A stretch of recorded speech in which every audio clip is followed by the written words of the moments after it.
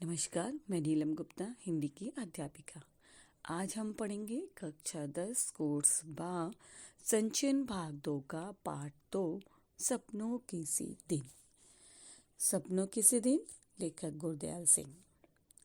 इस पाठ के माध्यम से लेखक ने मध्यम वर्गीय परिवार के बच्चों की खेलने का ढंग बताया है कि वे मैले कपड़े पहने हैं, छोटी छोटी गलियों में खेलते कूदते फिरते हैं। भागते दौड़ते समय हाथ पैर छिल जाते हैं, लेकिन कोई परवाह नहीं करते हैं। परिवार वालों से डांट ही पड़ती है। रोज ही लकड़ियों के ढेर पर से फिसलते, कितनी चोट खाते, मिट्टी भरे घाव देखकर भी माँ बहनें तरस खाने की बजाय उनकी पिटाई किया करती थीं। बाप भी इतने गुस्सैल थे कि चाहे बच्चों की नाक मुंह से खून आ जाए, परंतु वे पीटते चले जाते थे। फिर भी वे बच्चे अगले दिन खेलने पहुंच जाते थे। बचपन के सभी जो दोस्त थे, उनकी सबकी आदतें मिलती जुलती थीं। उन दिनों बच्चे स्कूल जाने में रुचि नहीं लेते थे और माता पिता भी पढ़ाई के लिए जबरदस्ती नहीं करते थे। लेखक बताता है कि सभी दोस्तों की आदतें मिलती जुलती थीं। अधिकतर स्कूल जाते नहीं थे, कुछ गए तो अरुचि के कारण बस्ता तालाब में फेंक आते। उन दिनों अधिकतर माँ बाप यही सोचते कि पढ़ना लिखना से क्या फ़ायदा, इन्हें बही खाता लिखना सीखना होगा तो सिखवा देंगे। लेखक के अधिकतर साथी राजस्थान या हरियाणा से आकर मंडी में व्यापार करने लगे थे। पता ही नहीं चला कि खेल खेल के 4 दिन कैसे बीत गए। वे सभी बच्चे पढ़ाई को कैसे समझते थे। लेखक लेकिन खेलने की बात को वो भली प्रकार समझ लेते थे। बचपन में हरी भरी घास और रंग बिरंगी फूलों की सुगंध बच्चों को बहुत अच्छी लगती थी। उन दिनों स्कूल में साल में करीब 1.5 महीने की छुट्टी हुआ करती थी। तो ग्रीष्म जब गर्मियों की छुट्टियां होती थी तो लेखक गुरदयाल सिंह अपनी माँ के साथ ननिहाल जाते थे। नानी खूब दूध दही मक्खन खिलाती, बहुत प्यार करते। जिस साल नानी के ननिहाल नहीं जा पाते, तब अपने घर से थोड़ी दूर पर बने तालाब पर जाया करते थे। कभी पानी में कूदते, कभी रेत के टीले पर चढ़ते, कभी कभी तालाब में कूदकर अच्छे तैराक की तरह हाथ पैर फैलाते या हिलाते। इन शरारतों में कब सुबह से शाम हो जाती, बच्चों को पता ही नहीं चलता। तो जिस साल लेखक न गाँव नहीं जा पाते थे नानी के यहाँ, तो इनके गांव में रेतीला टीला था। वहाँ चढ़कर रेत पर ऊपर लेटना, फिर रेत से लथपथ होकर तालाब में छलांग लगा देना। ऐसा वह और उनके साथी कई बार करते थे। कई साथी तो तैरने की मुद्रा में हाथ पैर हिलाते, परंतु तैरना तो आता नहीं था, इसलिए कई बार वे गहरे पानी में चले जाते थे। उन्हें भैंस के सींग या पूंछ पकड़कर बाहर आने की सलाह दी जाती थी और कई बार मुंह में गंदा पानी भर जाता, परंतु हाय हाय करके जैसे तैसे तालाब से काम में निकल आते। अब छुट्टियां बीती तो मास्टर जी का दिया गया गृह कार्य भी सारा मस्ती में बाधा डालता। गृह कार्य पूरा करने के लिए हिसाब किताब लगाना शुरू कर देते, परंतु कुछ मित्र ऐसे भी थे जो छुट्टियों का काम करने की बजाय मास्टर जी की पिटाई अधिक सस्ता सौदा समझते थे। कभी कभी कुछ समय के लिए लेखक भी ऐसे बच्चों को अपना नेता मान बैठता। 200 सवाल दिए जाते थे मैथ गणित के।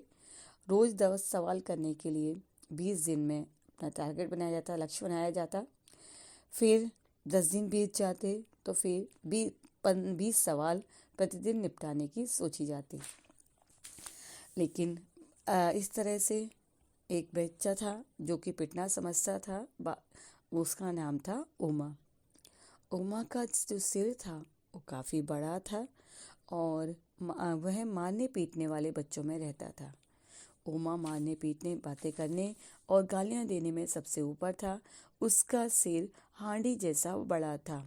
वह लड़ाई में सिर से वार किया करता। वह केवल 4 फीट का ठिगना सा लड़का था।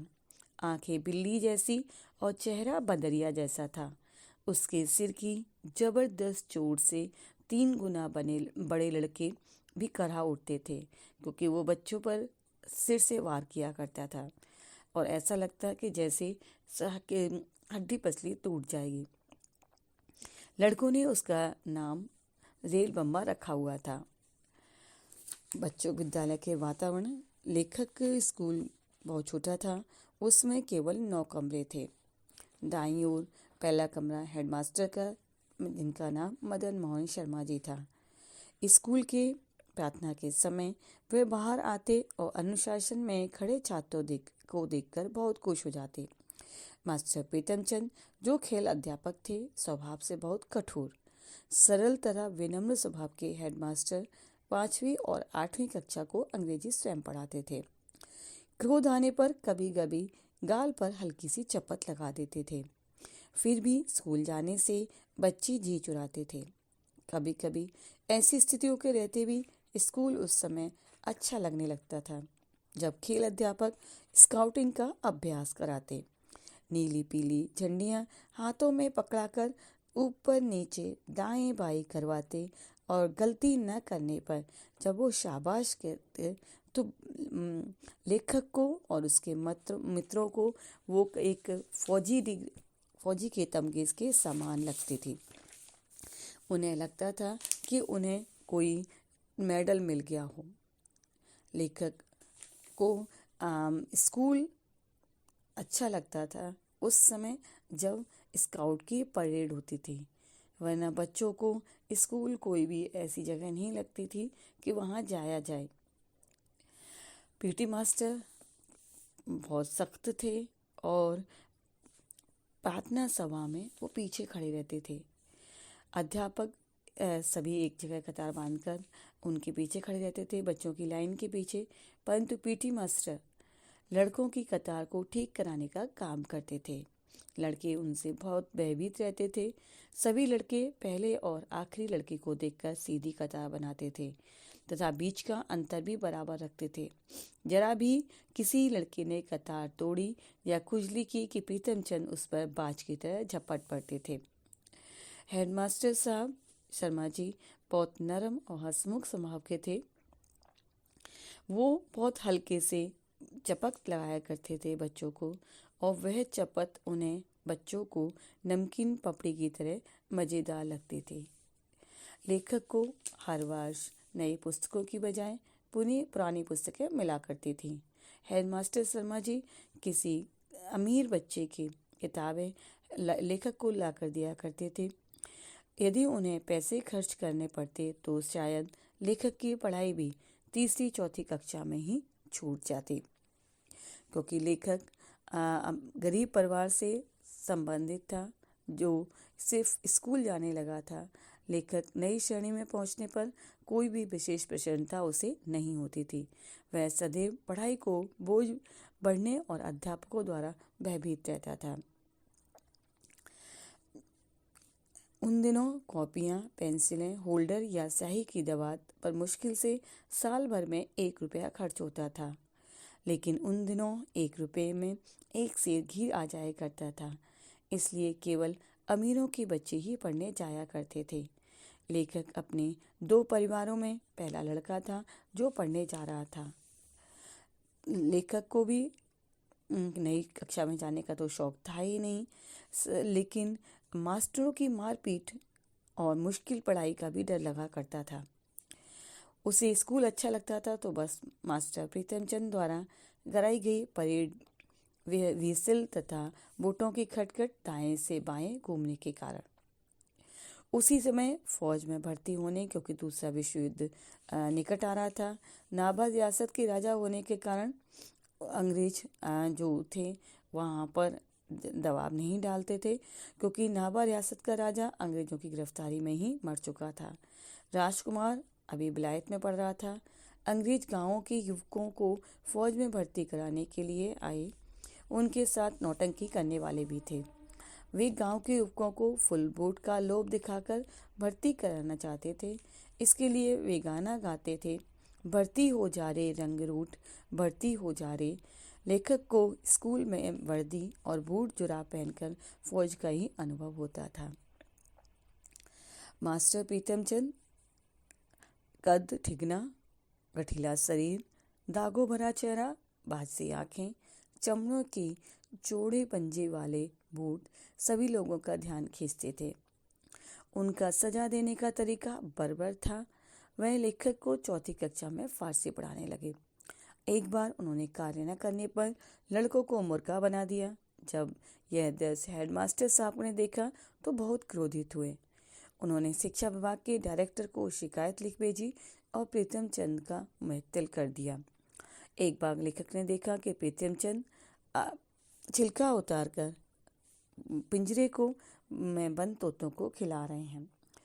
तो ये घटना एक बार इस तरह की थी, क्योंकि मास्टर प्रीतमचंद लेखक को फारसी पढ़ाया करते थे चौथी कक्षा में। वो कभी मुस्कुराते नहीं थे। उन्होंने बच्चों को एक शब्द रूप याद करने के लिए दिए। वह शब्द रूप कठिन था। सब बच्चों ने बार बार याद किए, किंतु अगले दिन कोई न सुना पाया। मास्टर जी ने सब लड़कों को कान पकड़ने के लिए कहा। सबने मुर्गा बनकर कान पकड़े।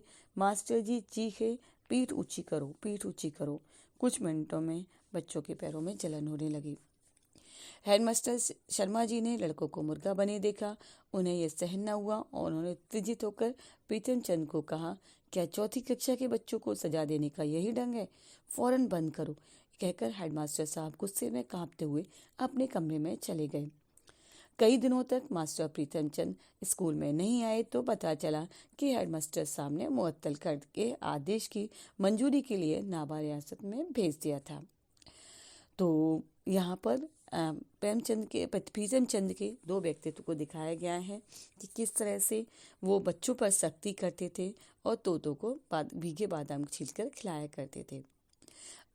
भीगे बादाम का किस्सा इस तरह से आया क्योंकि जब उनका मुअत्तल हो गया, उन्हें सस्पेंड कर दिया गया था, तो अपने घर पर उनका कोई फ़र्क नहीं पड़ा था। वे अपने कमरे में बड़े आराम से रह रहे थे।